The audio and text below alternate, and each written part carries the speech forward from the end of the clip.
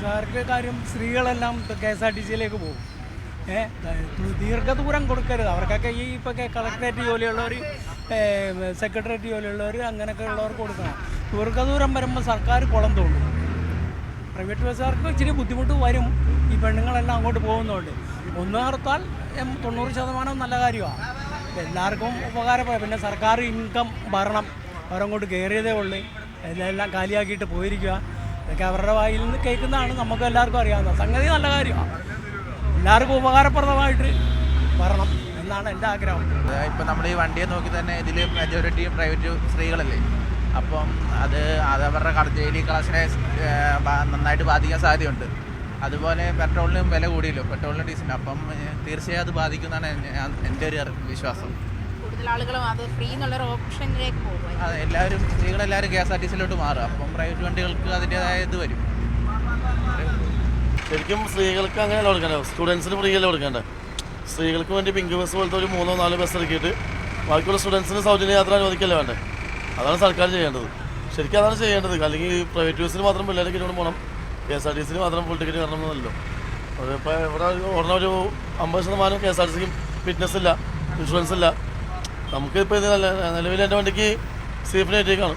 അതിന് 35,000 രൂപ പെയിൻറ്റിങ് ആവും, 55,000 രൂപ ഇൻഷുറൻസ് ആവും, 18,000 രൂപ ടാക്സ് അടയ്ക്കണം. ഇതെല്ലാം അടച്ചിട്ട് സ്റ്റുഡൻസിന് 1 രൂപ 2 രൂപ എന്നൊക്കെ പറഞ്ഞാൽ KSRTCയിൽ മാത്രം അനുവദിക്കണ്ടേ. KSRTC എസ് ഉണ്ട്. അവർ ഡിപ്പോയിൽ പോയി കാറ് വാങ്ങി, പ്രൈവറ്റ് ബസ്സിൽ അതുപോലെ നമുക്ക് അസോസിയേഷനിൽ കാർ വയ്ക്കട്ടെ. പ്രൈവറ്റ് ബസ്സിന് മാത്രമല്ല സ്റ്റുഡൻസിന് ഇങ്ങനെ. ശരിക്കും സ്ത്രീകൾക്ക് തുല്യതയൊക്കെ വേണം, ഇല്ലെന്നല്ല. അവർക്ക് ഒരു പിങ്ക് ബസ് പോലത്തെ 3-4 ബസ് ഇറക്കിയിട്ട് സ്റ്റുഡൻസിന് സൗജന്യം കൊടുക്കല്ലേ വേണ്ടത്. നല്ലപോലെ ബാധിക്കട്ടെ. ഇപ്പം തന്നെ കണ്ടില്ലേ, ഈ വണ്ടി ഇങ്ങനെ പറഞ്ഞ വണ്ടിയല്ലായിരുന്നു. ഇപ്പോൾ ഒന്നാമത്തെ കേസ് ബ്ലോക്ക്, ഒന്നാമത്തെ കേസ് KSRTC കേസ് ഞാൻ പിന്നെ പറയാം. അതുകൊണ്ട് ബ്ലോക്ക്, ആ പാലക്കാട് ബ്ലോക്ക് കഴിഞ്ഞാൽ വണ്ടികൾ മര്യാദക്ക് ഒന്നാമത്തെ കേസ്, മര്യാദക്ക് ഒരു ചാല് പോലും നമുക്ക് ഓടാൻ പറ്റില്ല. ഇനിയിപ്പോൾ KSRTC സ്ത്രീകൾക്ക് സൗജന്യം കൊടുത്തു കഴിഞ്ഞാൽ സ്ത്രീകൾ മൊത്തം ടിക്കറ്റ് കൊടുത്ത് അതിലേക്ക് കയറും. നമ്മൾ വെറുതെ കാലിക്കോടുണ്ട്, അല്ലെങ്കിൽ നഷ്ടമാണ്. അപ്പോൾ അതും കൂടി ആയി കഴിഞ്ഞാൽ തീരുമാനമായി കഴിഞ്ഞ പരിപാടി.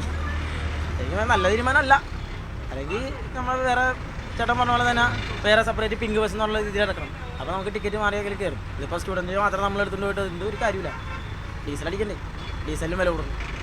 അതന്നെ പ്രശ്നം നല്ല രീതിക്ക് ബാധിക്കും. പിന്നെ അവർക്കുള്ള അവർക്ക് നഷ്ടമായിരിക്കും KSRTCക്ക് തന്നെ. നമുക്കും നഷ്ടം തന്നെയാണ്. എന്ന് വെച്ചാൽ അവർ സ്ത്രീകളില്ലെങ്കിൽ നമുക്ക് വേറെ ഇതില്ലല്ലോ. പൊതുവെ അങ്ങനെയാണ്. നമുക്കത് ബുദ്ധിമുട്ടാവും. പിന്നെ നമുക്ക് കിട്ടണ കളക്ഷൻ തന്നെ മാറിപ്പോവും. ബാലൻസും എല്ലാം നമുക്ക് മാറിപ്പോവും.